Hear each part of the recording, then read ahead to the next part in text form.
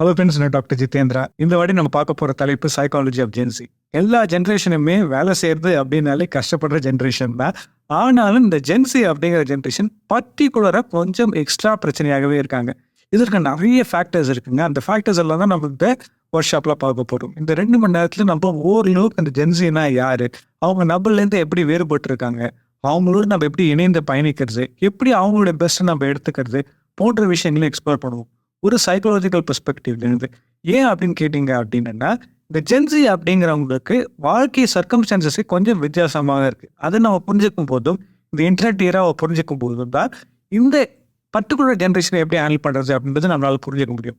இதை புரிஞ்சுக்கிறது மூலமாக நமக்கு என்ன கிடைக்கும்னு பார்த்தீங்க அப்படின்னா, எதெல்லாம் நம்ம ட்ராபேக்னு சொல்கிறோமோ இந்த ஜென்ரேஷன் கிட்ட, அந்த அத்தனை விஷயங்களும் நம்மளால பாசிட்டிவாக மாற்றிக்க முடியும்.